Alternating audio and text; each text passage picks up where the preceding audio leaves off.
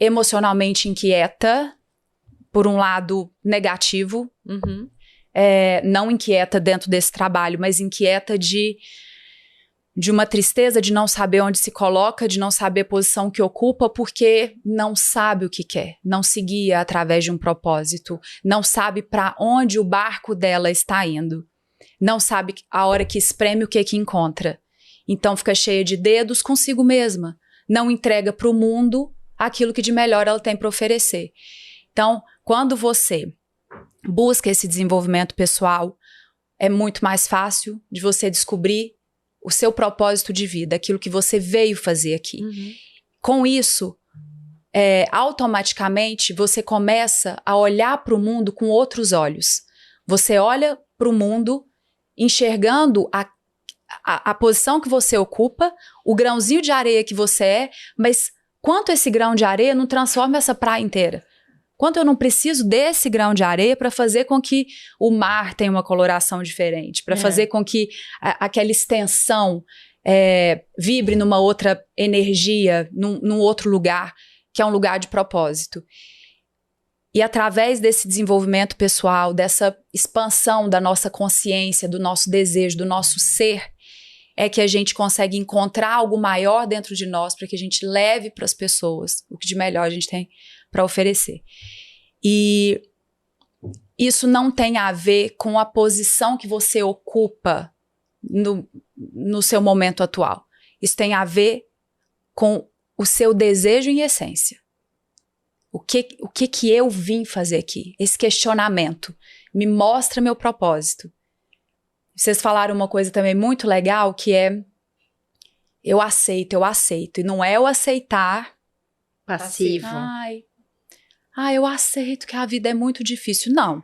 É o aceitar aquilo que eu não posso controlar.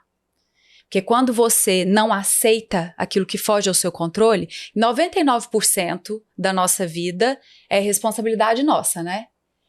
1% foge ao nosso controle. E o que a gente fica brigando? Pelo que foge ao nosso controle. A gente esquece que o resto é responsabilidade nossa. Sim. É em cima daquilo que você fez, que você entregou, que você vai ter uma resposta e que vai ser doado para você aquilo que você emanou, né? Então, esse 1% eu não posso controlar.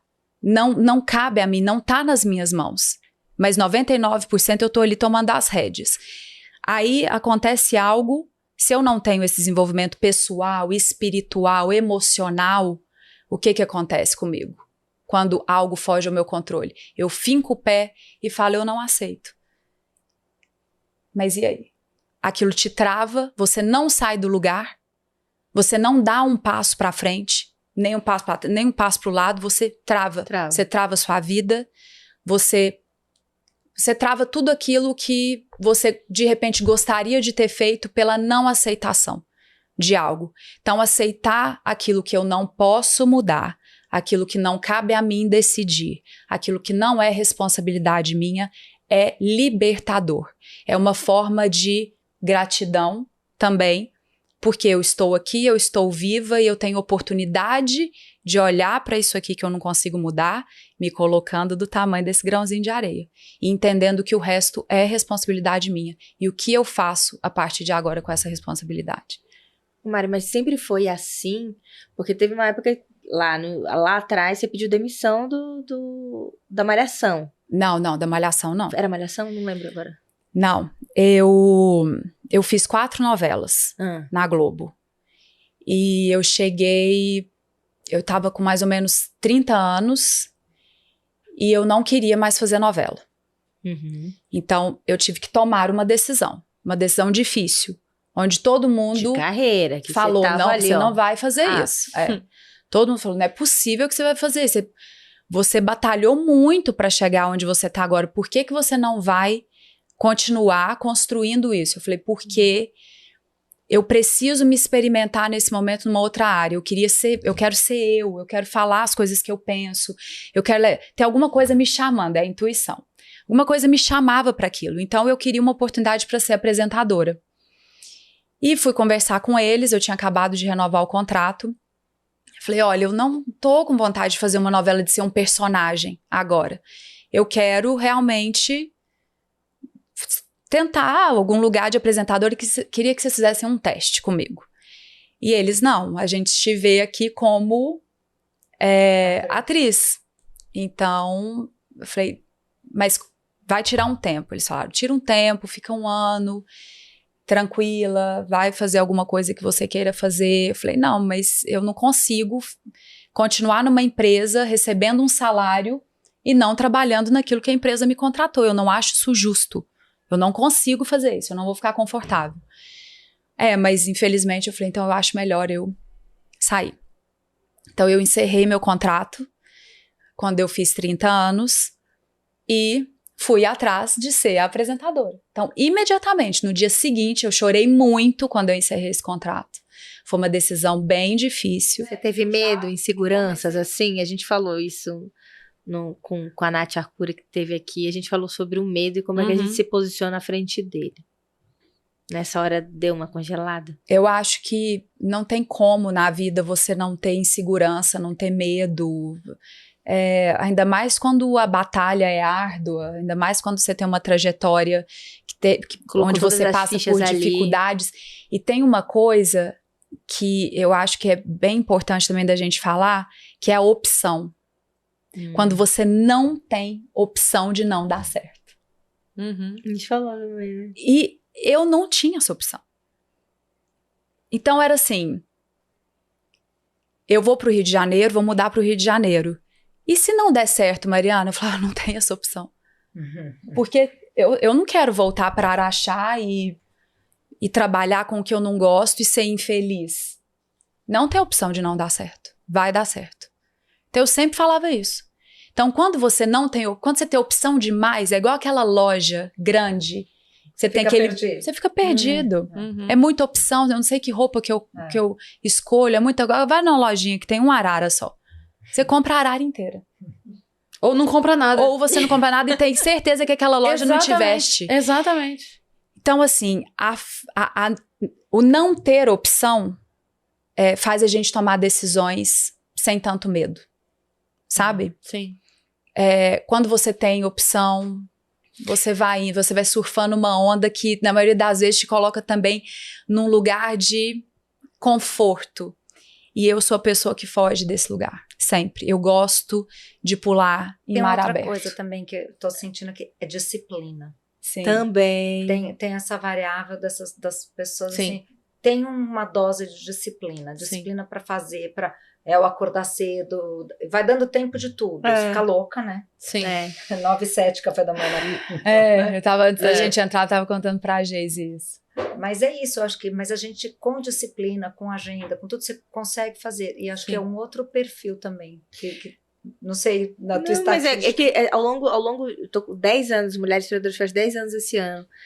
E eu tenho percebido muito esse negócio de padrão. E eu comecei a notar os padrões, porque eu queria dar uma palestra sobre o que leva ao sucesso, o que mantém lá. E tem uma professora de Stanford, chamada Carol Dweck, que fez aquele livro que é best-seller, que chama Mindset, né? Só que ela fala uma perspectiva geral, né, entre homens e mulheres. E eu comecei a fazer um nicho voltado para mulheres, porque é diferente o ponto de partida, né? Não existe o negócio da meritocracia. Então, E vocês falando isso aqui, é muito isso, A gente começou, acho que, falando da narrativa. Qual é a narrativa que a gente se conta? Entende? Então, isso tá muito claro no speech da Mariana. Quando ela fala da narrativa, o que ela conta pra ela? Eu sou vencedora, eu vou estar numa situação difícil, mas eu vou conseguir e tal. Então, isso, como é que você conta a sua história pra si mesmo, né? A Cris fala isso o tempo todo, assim, tipo, qual que é? Para onde que a gente vai? Assim, eu confio, né? E acho que o medo coloca a gente nesse lugar, tipo, será que eu confio mesmo? Será que vai dar certo? Mas a força da palavra, da nossa palavra pra gente mesmo, ela tá em todos os lugares. Se você for cristão, tá na Bíblia. Se você não for, você... o segredo. Qualquer lugar que você for, da crença espiritual, a psicologia, enfim, neurociência, todo mundo vai dizer o poder da autoafirmação para aquilo que você vive de fato. É o Basta Sentir, meu livro. Olha lá, pronto. Daí a deixa. Não, o Basta Sentir é isso. Basta sentir. O que você sente, você pensa e verbaliza, tem um poder muito grande. Sim. É aquilo que você vai atrás, Sim. é aquilo que você vai conquistar. E é exatamente isso que você falou, Gel. Qual é a história? Qual é esse personagem que a gente cria pra De gente? nós mesmos, né? A gente Sim. cria um personagem. Então, eu sou esse personagem e o meu personagem, ele é forte, ele faz isso, ele faz assado. Como é que é o seu protagonismo? Como você deseja que seja o seu protagonismo aqui? Sim. E é assim, quando você mantém bons pensamentos, eles viram boas palavras. Quando você mantém boas palavras, eles viram boas ações. Boas ações repetidamente te levam a um lugar melhor. Com né? certeza. Então, não tem jeito. E você me fez lembrar uma coisa, quando você tava contando de a gente ter muita opção ou não ter opção, né? Tem algumas coisas que minha mãe falava, né? Minha mãe é viva, mas que ela falou pra mim quando eu era menor e que me marcaram muito. E tem a história da vaquinha. Até hoje a gente fala... Você já viu essa história da vaquinha? Não. É uma historinha que diz que o sábio tava andando com o acompanhante dele, andando pelas estradas e tal, o aprendiz do sábio. E aí eles param numa casa de uma família pra dormir, pedem abrigo, a família abriga eles naquela noite, e é uma família muito simples, muito humilde, que tem uma vaquinha. Eles vivem daquela vaquinha, tira leite da vaquinha, faz queijo com leite da vaquinha, enfim, eles vivem da vaquinha. E aí, eles dormem lá, nesse dia, no dia seguinte eles acordam cedíssimo pra continuar o caminho deles, o sábio fala pro aprendiz dele assim, antes da gente ir embora, vai e joga a vaquinha do precipício. Aí o aprendiz fica doido, né, ele fala assim, enlouqueceu, mas ele não pode discutir, porque mas o ele é sábio. Ele vai e joga a vaquinha do precipício e eles vão embora. E aquele cara passa a vida toda dele angustiado porque ele prejudicou aquela família acolheu a gente, aquele cara tava louco, enfim. Sei que o sábio falece, né? E ele, com aquela angústia que ele tava há anos, ele volta lá, ele fala, preciso voltar lá, eu vou trabalhar de graça pra essa família o resto da minha vida pra compensar aquilo que eu fiz pra eles, porque, meu Deus do céu, quando ele volta lá, uma casa gigantesca, uma fazenda, e não sei o que, ele fala assim, nossa, eles se ferraram demais, eles devem ter vendido o terreno, devem ter mudado daqui, devem ter, tipo assim, se arrebentaram, perderam tudo que tinha, já não deve existir mais. Quando ele chega lá, era a família, ele fala, o que aconteceu? Aí o cara fala assim, olha, a gente tinha uma vaquinha, era tudo a vaquinha. Quando a gente perdeu a vaquinha, eu comecei a correr atrás de uma coisa, minha mulher da outra, meus filhos de outra, cada um começou a fazer um negócio, a gente plantou um negócio aqui, o outro pegou não sei o que pra vender, minha mulher começou a fazer bolo. Eu sei que daí ela começou a vender muito bolo, eu comecei a fazer muito... Hoje a gente tem... Então, assim, o sábio viu neles uma potência e um conformismo com a situação. A bengala era a vaquinha. Então, toda vez que acontece alguma coisa na minha vida, minha mãe fala assim, a vaquinha, né? A vaquinha, tá na hora da vaquinha, sabe? Porque é isso, às vezes a gente fica joga muito... a vaquinha do precipício. Joga a vaquinha, não tem medo. Coitada da vaquinha. Mas é tudo imaginário, é só pra gente entender que às vezes aquilo que mas você com certeza. Mas muitas vezes tem gente que paralisa. Paralisa. Numa situação dessa, em vez de ter a atitude, a gente tava falando com a Mabel Feres sobre o medo, né? Então, da hora da... Então, quando você tá no estresse... às vezes você paralisa ou você corre. Mas o medo, ele mais paralisa do que faz a gente Exato, ou se correr. mobilizar. Então, aqui pra alguma estamos em coisa exemplos positiva. de mulheres que na hora da situação vai e tem ação, né? Não tem outra opção não ter ação, igual como a Mari falou. Mas muitas vezes, às vezes no meio dessa situação, a gente paralisa. Então, deixa eu ficar quieta aqui, deixa eu usar de âncora Sim. fulana, beltrana. E você ter um motivo para te dar mais força, né? Então, a gente, já que estamos falando de motivo para, né? A gente falou um pouco da história e né? Meio Globo Repórter, de onde vem pra onde vai. onde vem do que se alimenta. Se alimenta de pão de queijo. Ah, você não pode colocar, né? Mari foi... Tava todo mundo de olho no pão de queijo. Ela foi a corajosa. Tá vendo? A coragem vem daí, ó. Porque ela não viu a Carolina, que tava antes que eu acabei ali. Mas então, pra gente encerrar, a gente falou um pouquinho, né, da pessoa e do CPF e do CNPJ. Então... CPF e CNPJ, a gente quer um exemplo de cada uma para cada coisa, de mulheres que inspiraram vocês na vida, na jornada pessoal e profissional. Nossa. Pode ir, E agora? Eu acho que assim, quando a gente pensa em mulheres, são muitas as mulheres ao longo da jornada, no Brasil e fora do Brasil, que inspiram. Mas eu acho que mais do que trazer exemplos assim de uma figura, porque eu acho que ninguém é unânime em toda a sua essência, porque isso não conecta 100% com a minha essência. Então eu tenho muitas vezes dificuldade de dar uma resposta, de falar um nome, quando alguém me pergunta isso. Eu gosto de frações de perfis de cada mulher. Você pode citar assim, perfis.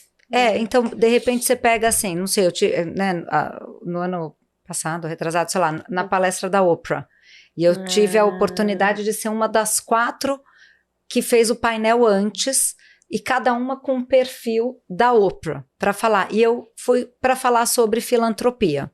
Então, assim, eu passei... Claro que ela me representa num monte de coisas. Eu acho ela uma mulher incrível, uma mulher da atualidade, uma mulher negra num país que é super preconceituoso, é uma das mulheres mais ricas que tem, né?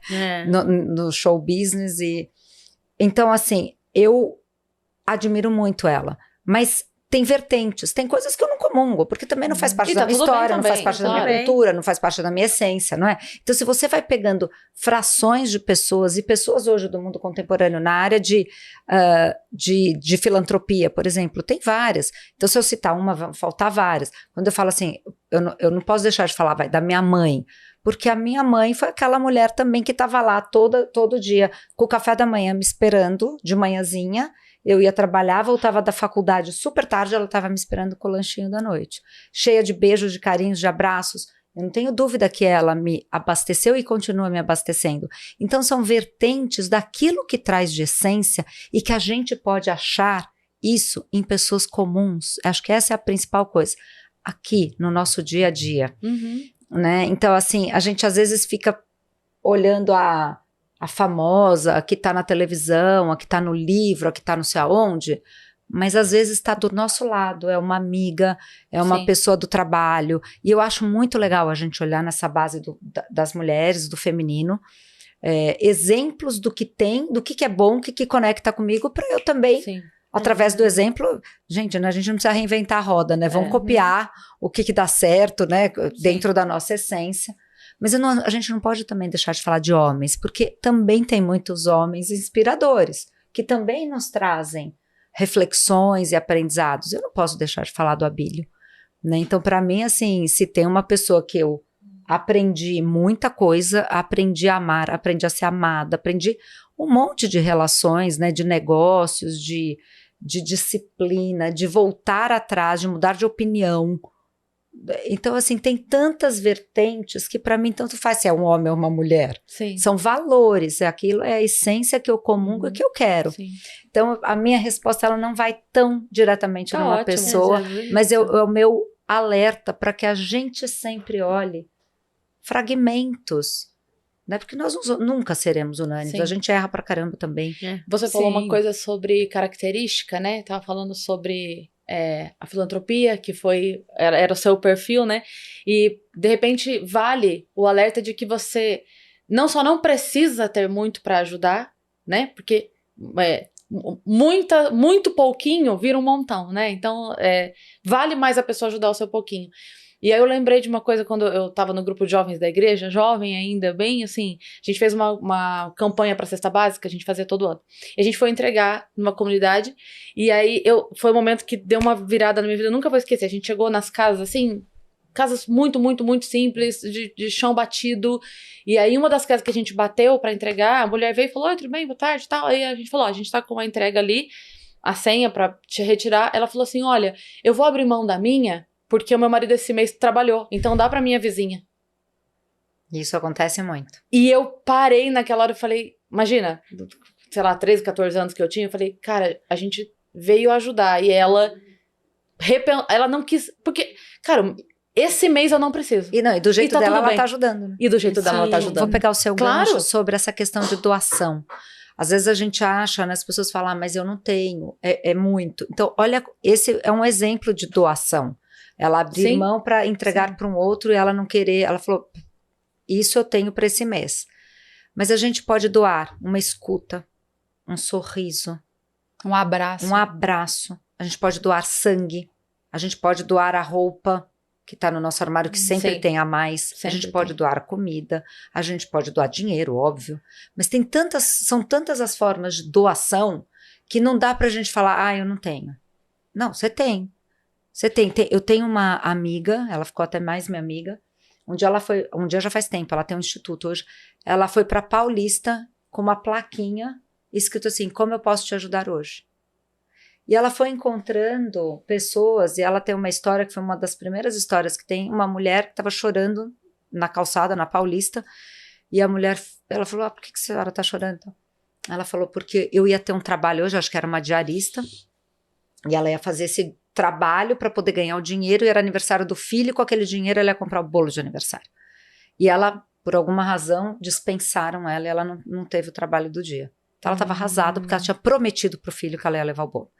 E ela, nada por acaso, encontrou, e não é ela que, porque ela também não tinha dinheiro. Não é que ela é uma pessoa que tem dinheiro, não tem. Então ela foi, e ela junto com a mulher, ou foi pedindo, eu não me lembro, ou foi até uma padaria e contou a história, e ela ajudou a dar força para aquela mulher que saiu com o bolo na mão e foi para casa com o bolo. Então, acho que assim, a gente tem muita coisa que a gente pode fazer. Sim. Então, sim. assim, não dá para ficar num lugar de falar, não quero, não tenho, não posso. Não, tudo Sim. bem, são escolhas. Né? Escolhas de como a gente se coloca na vida. Sim. Mas eu não tenho dúvidas que o universo devolve aquilo que a gente entrega. Com certeza. Totalmente. Com certeza. E você, Mari? Suas mulheres inspiradoras? Da sua vida. Eu vou muito também por esse caminho que a Geise foi, porque quando a gente coloca alguém num certo patamar, né, da nossa vida, é muito fácil a gente despencar daquele patamar que a gente colocou junto com a pessoa, porque nós somos seres humanos, então nós temos falhas, vamos errar, vamos aprender, vamos cair, vamos levantar ao longo da vida. E então eu acho que pessoas do nosso cotidiano, elas trazem uma inspiração e um aprendizado, desde que você queira, que você esteja aberto para aprender, para olhar, para enxergar, que às vezes é muito maior do que aquelas que estão ali, né, o tempo todo sendo vistas, e não estou tirando o valor delas, mas que a gente não sabe do dia a dia, né?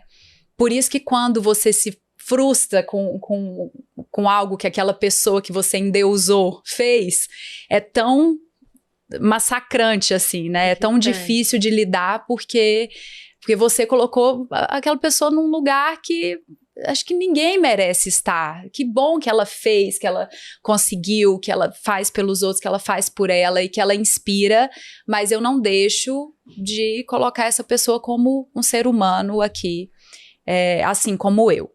Então eu sempre procurei olhar para quem está na minha volta, para as pessoas da minha família e captar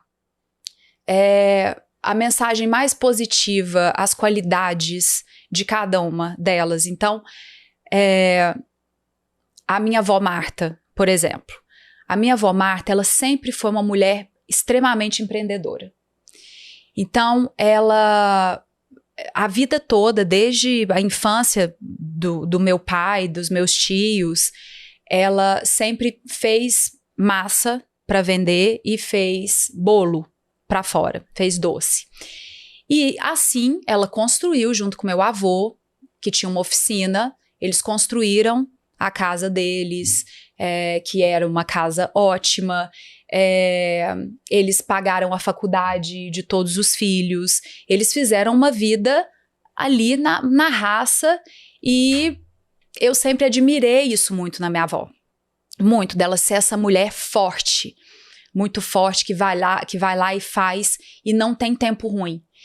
E isso é uma característica que eu sei que eu tenho e que pode ter vindo dela, mas como essa inspiração para mim, né? Sim. Que é dessa força da batalha diária, da disciplina, de você ter comprometimento. Eu vou fazer isso, então eu vou fazer. Então, eu lembro que uma vez era aniversário do meu irmão, do Léo, e ela tava doente. Ela ficou muito gripada. E na semana, a minha mãe ligou e falou assim, Dona Marta, você vai conseguir fazer o bolo do Léo? Porque ela sempre fazia os nossos bolos. Aí, ela falou, lógico que eu vou. Se eu me comprometi, eu vou. Falou, não, mas a senhora tá de cama. Ela falou, não tem problema. Se eu me comprometi, eu vou. E eu sou essa pessoa, eu posso estar de cama, eu falei isso no dia. Falou. Eu posso estar de cama, eu posso ter perdido alguém. Se eu me comprometi, gente, é tão sério pra mim o negócio assim do trabalho, que se eu falei que eu vou, eu sei que tem pessoas me esperando, eu sei que aquilo ali de repente vai ter que ter uma mudança muito grande, que eu vou comprometer o trabalho eu não deixo de fazer, sabe? E esse compromisso, ele veio muito dela. E as outras partes, a minha avó, Lurdinha, a minha mãe, a força delas, o amor delas. Então, assim, eu vou pegando essas mulheres todas, e eu tenho uma história que eu acabei de lembrar. Um aniversário meu, não me lembro ao certo a minha idade desse aniversário, eu fiz uma viagem, e uma revista ia cobrir a viagem. Ia ser capa. Eu ia ser capa dessa revista, uma revista grande, ia ser capa dessa revista junto com as minhas convidadas. Era uma viagem só de mulheres, e falando do meu aniversário e tal. E aí, poucos dias antes da viagem acontecer, o pessoal da revista ligou para minha assessoria, perguntando quem eram as famosas que estariam na viagem. E eu falei, nenhuma. São as minhas amigas de Araxá que vão na viagem comigo. Aí eles, então a gente não vai cobrir, não vai fazer a capa caiu, porque não faz sentido ser só você ali de falar. A gente achou que no meio das 15 mulheres, 14 pelo menos seriam famosas, 10 seriam famosas. Falei, mas qual é a diferença? Eles, não, a gente quer uma capa com as suas amigas. Eu falei, pois mas essas são as minhas amigas de Araxá. E eles citaram uma coisa que mexeu muito comigo, que foi, mas a gente precisa de uma capa com mulheres fortes e admiráveis. Falei, então eu vou te contar a história de cada uma delas. E comecei a falar, mas não queriam me ouvir. Falei, então, na viagem vai a Lorena, vai a Rafaela, a Cíntia, deixa eu te contar da Cíntia. E comecei. E não teve a capa. E eu falei, eu não mudo a minha festa, eu não mudo a minha viagem, eu não mudo as minhas convidadas, porque essa é a minha realidade, essas são as pessoas que eu convivo, são essas meninas que me inspiram, é a minha família, é o que pra mim é verdadeiro. São pessoas que estão do meu lado quando eu não era nada, quando agora eu tenho as minhas coisas e nos momentos que eu também não tenho nada. Continuo, às vezes, porque a nossa vida é essa montanha-russa, né? Incerta, altos e baixos o tempo inteiro, e elas estão lá. Independente de eu estar ganhando o prêmio ou de eu estar Exato, tá em todos deitada precisando de um colo, sabe? E isso é uma coisa que me inspira. São mulheres que me inspiram, que estão ali no meu dia a dia, que eu percebo através de atitudes o que eu pego pra mim e onde eu as coloco também como ser humano. E eu tenho certeza, até pela família, porque a G é minha avó, né? Minha avó. Já sim! Não sei se vocês sabem. Esse é o ponto alto. Agora, Que a G é minha avó. A minha avó. Você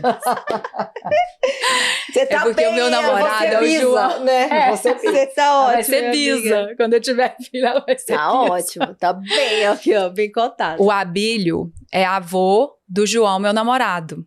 Entendi. Sim. Então, quando eu entrei pra família... Menino Juca, aquele abraço. Menino Juca. Conversando muito com o João sobre o Abílio, e eu tive pouco tempo ali ao lado dele, né?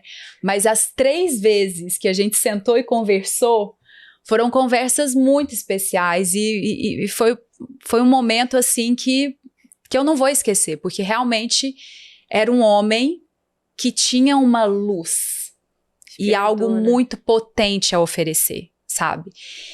E já que a gente está falando dessas mulheres que inspiram, por tudo que eu escuto e pelo pouco que eu vi ali, mas que no final foi muito dentro da convivência de vocês, a transformação dele a partir de você, a partir da sua chegada na vida dele. Do homem sério e trabalhador e vamos para um lugar mais humanizado, né? E é isso, não precisou ser alguém, não, é a mulher que estava ao lado dele, como ele escutou essa mulher, as transformações que ele fez a partir de então, como ele enxergou essa consciência que vinha de uma outra pessoa e se abriu para isso também, se tornando um homem mais incrível ainda, que é o que a gente pode ser todos os dias, basta a gente querer enxergar, basta a gente olhar para o outro, perceber o outro. Basta o quê? Basta sentir.